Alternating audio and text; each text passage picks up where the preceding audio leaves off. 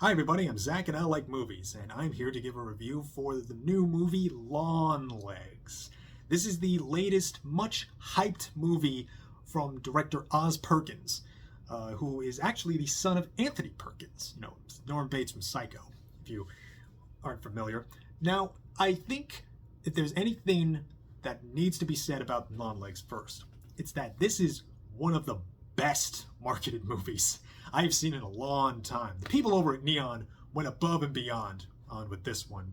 Between all these cryptic messages and cryptic posts you get on they put out a letterbox and their Instagram, and they added a phone number that you could call and they would answer in a creepy voice, and these fantastically cut teasers that really sold the mood of the piece. It felt like I was going to see something truly evil when I finally went and saw this.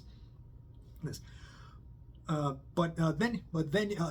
movie, but I feel like marketing like that and initial hype, you're sort of damning this movie to kind of live and die by a lot of the first word of mouth, and inevitably you'll get that the people who come out, there'll be a backlash. The people are like, well, it wasn't that scary.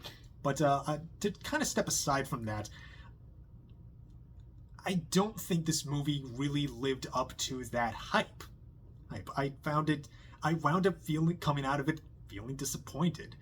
But to be clear, I don't think that isn't because it wasn't what it was promised. I think this movie absolutely was the movie that it was being sold as for the first 40-minute stretch. Now, what this movie is about is it's about an FBI agent in early-ish 90s.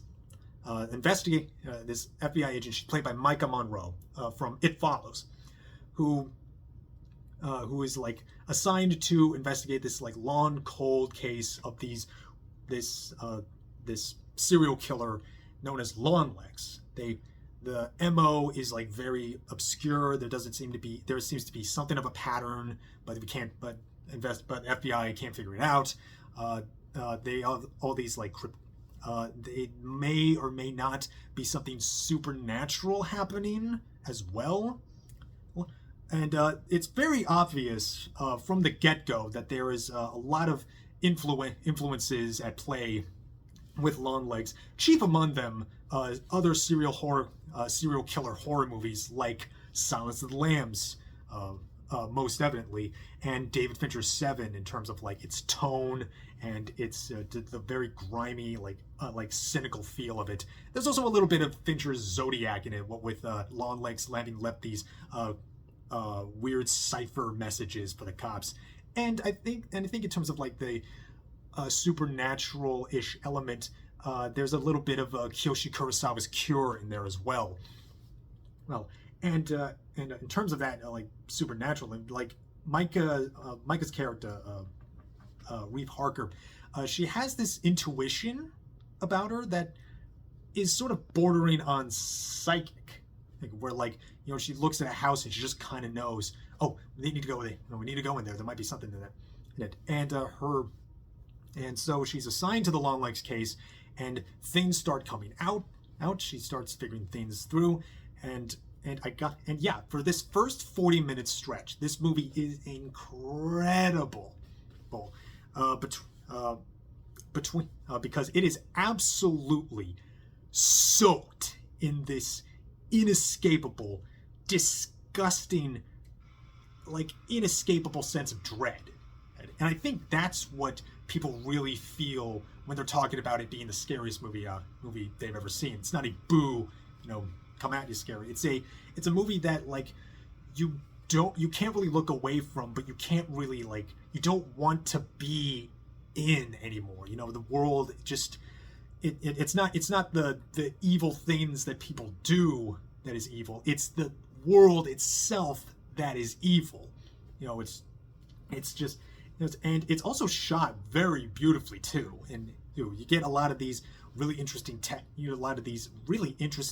scenes where there's just there's only few light sources illuminating the room, so like a lot of the background is just covered in these dark shadows, and it makes you like really like want to scan the screen and look at the background, see if like is that shape back there actually there, or is that just my mind, that just my eyes making a shape there? I'm really uncomfortable right now because that shape is moving right now.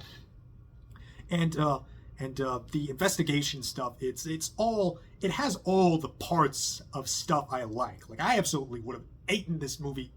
I would have ate this movie up when I was like 14 and like super into like forensics and true crime and serial killers and all that stuff. And I think Maika Monroe does a really great job playing this character. She's very, because she's very withdrawn and internal, and she I feel like she was sort of playing her as somewhat autistic, the way that she's like just so resolute and very direct, and very like no nonsense in a very like awkward, socially awkward kind of way. And also in terms of while I'm on the subject of performances, I also really liked Blair Underwood in this, he plays her. It's like her senior officer. She's like a junior agent, and he's essentially her boss. He was really great. He felt like a really nice, warm person that you could talk to kind of way, because so much of the movie, when we're following Maika's character, it's shot typically from middle distance, so there's a very scant use of close-ups with her, so she kind of has to, and her coldness and her stiff performance is a bit could be a bit of a thing where it could turn some people off and like make it hard to connect. But I feel like having Blair there as well, in much of her scenes going in the first half of the movie, really kind of helps keep you alive, keep you invested emotionally. But like all the investigation stuff is interesting. I said before, like it has some stuff that's really cool. Like, oh, she's like solving these puzzles and like these like figuring out the cipher, figuring out the cipher and these codes and stuff. And like it even has like my like scene I can never get tired of, where you're doing an investigation by researching old Polaroids and newspaper clippings in a library. All of that is some of my favorite shit. But as the movie went on, and the more it started to show its hand, the more it really started to gradually, slowly fall apart with me. And I think that kind of started a bit the more we saw of Nicolas Cage as Longlegs himself, and Nick Cage in this. I don't know. I don't know about this one because his performance, your mileage will probably vary with this. I've seen some reactions. I actually saw some discourse about this a few days ago, outside of the whole other stuff happening, where people were sort of like, it was like I'm pretty sure it was in response to seeing Longlegs, where people were questioning whether or not Nick Cage was a good actor, which we've been over this multiple times. It's not 2013 anymore. If you only know Nick Cage from like a compilation of him freaking out, you don't know Nick Cage. Just watch Pig, watch Adaptation, watch The Rock. Listen to him perform in The Croods. Nick Cage is not just freaking out. But that being said, I think I understand what people were coming from with that, because Nick Cage in this, he does go big. And he goes big in that Nick Cage way where you can hear it in his voice, where he really hits second gear. And it comes off in a way that feels very, it swings the movie. It swings certain scenes of the movie into this tonal dissonance that I think you're either going to go with or you don't. And I sadly didn't go for. But I kind of don't think it's really Cage that's Cage himself that is the problem here.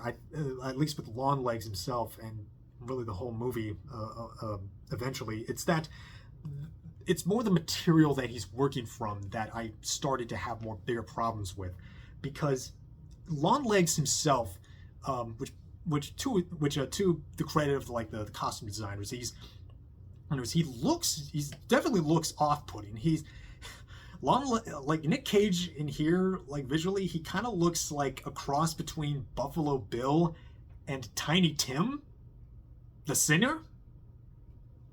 It's even describing that, it's hard to imagine. And he's all caked out in like layers and layers of white makeup, and he's like definitely looks unsettling. But the way that he's built, but like the things that he's so clearly built around, it feels like he's just there. Like it doesn't feel like a character that exists in a world like this. It just feels like an amalgamation of other serial killers, both factual and fictional. It's just pieces of serial killers, and I think like sort of seeing him, it was sort of an unintentional skeleton key for the movie, because when we kept seeing him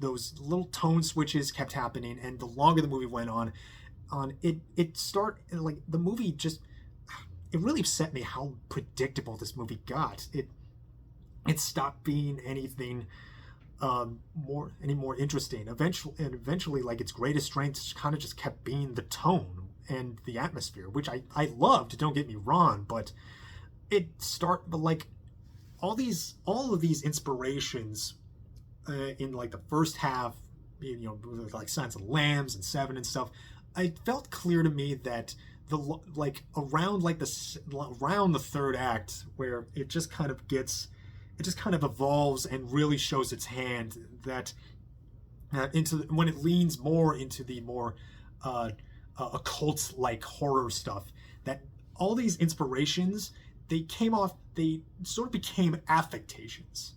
There was no meaning behind what was happening. It was all surface. There was no deeper psychology, no greater metaphor. It all came off to me as guy talks in creepy voice because creepy voices sound scary. There's a creepy doll imagery here because, well, people find dolls creepy, and Satanism is spooky, and it sadly wound up for me becoming an example of why elevated horror where elevated horror goes wrong, where it all just became aesthetics, and the story and the meaning of it just felt emptier because of that, and it's a real shame, and it isn't helped that so much of, like, especially towards that back end, that it gets so mired in explanation and exposition, and I was dragged down a lot, and I came out of it kind of disappointed. But and I'm mostly disappointed because that first stretch is just so strong, and there's a fantastic, like, the visuals, absolutely. Like, if I don't really love this movie. I probably don't even like it that much, but I absolutely would still recommend this if you are really into movies that are really heavy on the atmosphere. If you really like a movie, if you want a feel bad movie, then Longlegs is going to be a movie for you.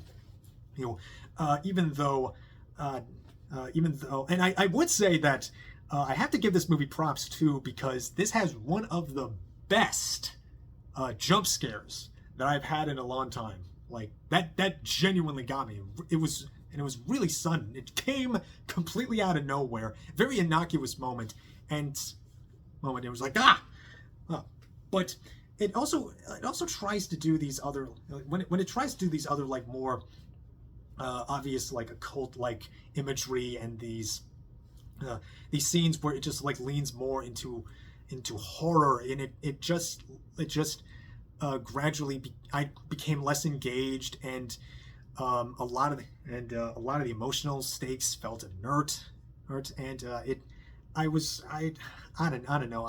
This didn't really work for me, and I really wish I liked it more. I would really went into this feeling hyped that I would really feel something truly bad, truly like feel bad, and really something that felt unique and something that I didn't get before.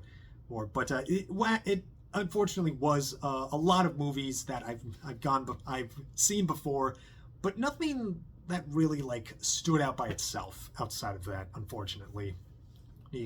But I would still suggest people see this, and it actually has had plenty of success right away. It's already kind of something of a hit right now. And I think it is, and I think the success of Longlegs is going to be a testament to its marketing. On top of I think is the audience response, because I saw this on like a Monday afternoon showing, and I had a pretty decent crowd for for a Monday afternoon. I had a pretty decent crowd in there, and I think that's also a good sign that people are into daring, new looking, and interesting movies again.